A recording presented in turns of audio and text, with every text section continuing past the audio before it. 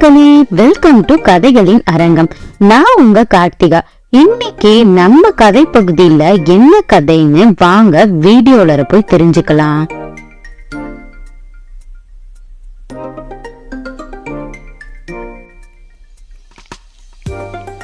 இன்னைக்கு நம்மளோட கதை பகுதியில ஒரு பொன்மொழிய வச்சுதான் நாம இன்னைக்கு ஒரு குட்டி கதை கேட்க போறோம். முற்பகல் செய்யின் பிற்பகல் விளையும்.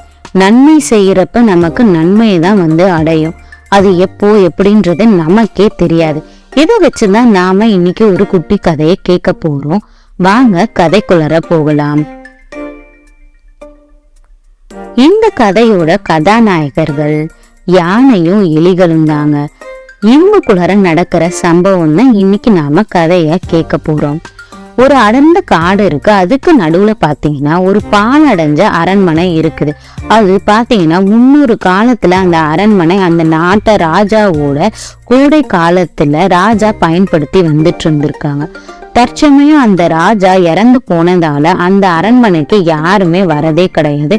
இதனால அந்த அரண்மனை ரொம்பவே பாழடைஞ்ச நிலைக்கு மாறிடுச்சு. நாளடைவுல பாத்தீங்கன்னா அது ஒதுக்கப்பட்ட அரண்மனையாவும் மாறிடுச்சு. அதுக்கப்புறம் அங்க சில சுண்டலிகள் அங்க தங்க ஆரம்பிக்குது. அதுங்களோட வசிக்கும் இடமாவே அது மாறிடுச்சு. ஒரு சமயத்துல அந்த காட்டுக்குள்ள யானைகள் பாத்தீங்கன்னா கூட்டம் கூட்டமாக அது வழியாக நடந்து கடந்து செல்லும். அப்போ அந்த யானையோட கூட்டம் பாத்தீங்கன்னா அதுங்க சத்தம் போட்டும் அதுங்க வழியில உள்ள எல்லாவற்றையும் தன்னுடைய கால்களால மிதித்தும் அடித்தும் நாசப்படுத்தியுமே வந்துட்டு இருந்துச்சு. அப்போ அந்த யானைகள் பாத்தீங்கன்னா அந்த பாழடைஞ்ச அரண்மனையை நோக்கியும் அடிக்கடி வந்து போய்கிட்டே இருந்திருக்குங்க. இதை பார்த்து எலிகள்லாம் ரொம்பவே பயந்தும் வருத்தப்பட்டுட்டே இருந்துச்சு. நாளடைவுல பாத்தீங்கன்னா இந்த வளமையான யானைகள் கூட்டத்துக்கிட்ட இருந்து எலிகள் எப்படியாவது தப்பிக்கணும்.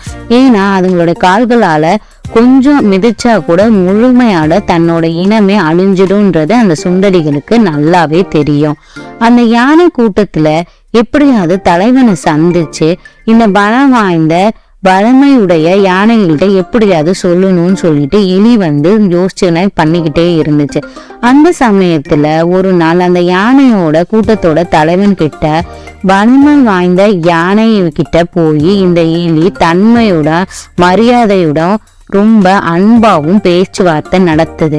அங்க போய் அந்த சுண்டலி என்ன சொல்லுதுன்னா, இந்த பாழடைஞ்ச அரண்மனையில பல வம்சங்களா நாங்க வாழ்ந்து வந்துட்டு இருக்கோம். எங்களுடைய இனமும் குழந்தைகளும் இங்கேதான் இருக்கு.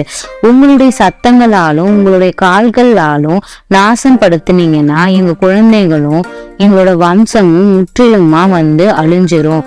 ஸோ தயவு செஞ்சு எங்களோட உயிருக்காகவும் இந்த அரண்மனையை விட்டு நீங்க போயிடணும்னு சொல்லி அந்த யானை கூட்டத்தோட தலைவன் கிட்ட பொறுமையா தன்னோட கோரிக்கைய பணிவோடு கேக்குது இந்த சுண்டலி. இதனை என்ன பண்ணுதுன்னா கேட்ட அந்த நல்ல உள்ளம் படைத்த யானை தலைவன் ஏற்றுக்கொண்டது மட்டும் இல்லாம சக யானை கூட்டத்திடம் போய் என்ன சொல்லுதுன்னா, இந்த பாழடைஞ்ச அரண்மனையை நாம எப்பொழுதுமே இடிக்கவோ இந்த இடத்துல எப்பொழுதுமே கால் வைக்கவே கூடாது. இந்த சுண்டலிகளுக்காக நாம விட்டு விலகி செல்லணும் அப்படின்னு சொல்லி ஆணையிடுது. அதன்படியே அந்த யானை கூட்டமும் அந்த இடத்துக்கு வரதையும் நிறுத்திடுச்சுங்க. சுத்தமா அந்த இடத்து பக்கமே வரவே இல்லை. பல நாட்கள் அதுக்கப்புறம் ரொம்பவே கடந்து செல்லுது. பருவ காலமும் மாற ஆரம்பிக்குது. கோடை காலமும் மறுபடியும் வருது. அந்த கோடை காலத்துல சுண்டலிகள் என்ன பண்ணும்னா காட்டுக்கு போய் அதோட உணவுகள் எல்லாம் சேகரிக்க ஆரம்பிக்கும். அந்த சமயத்துல சுண்டலிகளும் அதோட கூட்டாளிகளும் எல்லாமே உணவுக்காக அந்த காட்டுப்பகுதியை நோக்கி அங்க போயிட்டு உணவு தேடிட்டு இருக்குங்க. அந்த சமயம் பாத்தீங்கன்னா காட்டு பகுதிக்கு செல்லும் போது யானையோட பிளிரும் சத்தம் கேக்குது. இந்த சத்தத்தை இந்த எலி கேட்கும் போது, இந்த யானையோட சத்தம் நாம முன்னாடியே கேட்டிருக்கோம். இது நமக்கு உதவி செஞ்ச யானையோட சத்தம் மாதிரியே இருக்கு. அப்போ யானையோட பிளரும் சத்தம் இன்னும் அதிகமாவே வந்துகிட்டே இருக்கு. யானைகளோட சத்தத்தை அந்த சவுண்டை நோக்கி இந்த எலிகள் கூட்டம் போய்கிட்டே இருக்கு. அப்ப நேர்ல அந்த யானையை பார்த்ததுக்கு அப்புறம் தான் தெரியுது, நமக்கு இந்த யானையோட தலைவன் தானே நமக்கு உதவி செஞ்சா, நம்ம இனத்தையும் உயிரையும் எல்லாத்தையும் காப்பாத்தியது இந்த யானை தானேன்னு சொல்லி யோசிச்சுட்டு பார்த்துட்டு இருக்கு. பாக்குறப்பதான் அந்த எலிக்கு தெரியுது, இந்த யானையும் யானைகளோட கூட்டமும் மனுஷங்களால பிடிபட்டு ஒரு மரத்துல எல்லாரும் கயிறு கட்டி அங்க வரிசலா நிறுத்தப்பட்டு இருந்தது. இந்த யானைய மனுஷனோட பயன்பாட்டுக்கு எடுத்து செல்வதற்காக இத ரொம்பவே இறுக்கமா அந்த யானைகள் எல்லாத்தையும் வரிசல் படுத்தி கட்டி வச்சிருக்காங்க.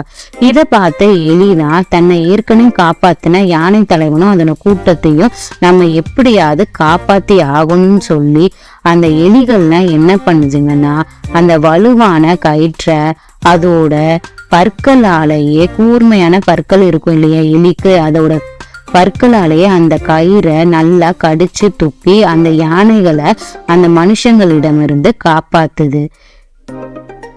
அந்த யானைகளும் ரொம்பவே சந்தோஷம் அடையுது.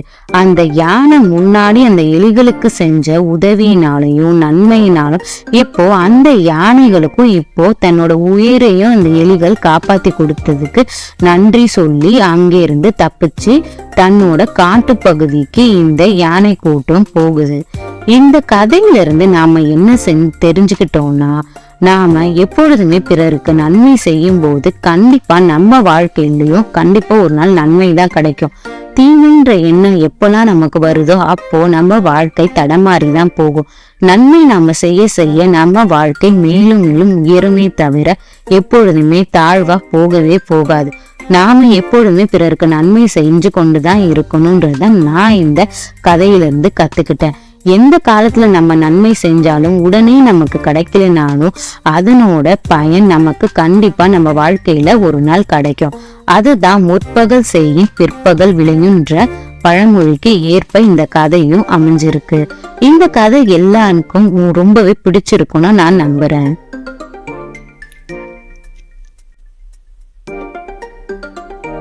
இப்போ நாம கேட்ட இந்த கதை நம்ம வாழ்க்கையில ஏதாவது ஒரு சந்தர்ப்பத்துல நமக்கு நிச்சயமா பயனுள்ளதா அமையும்னு நம்புறேன்.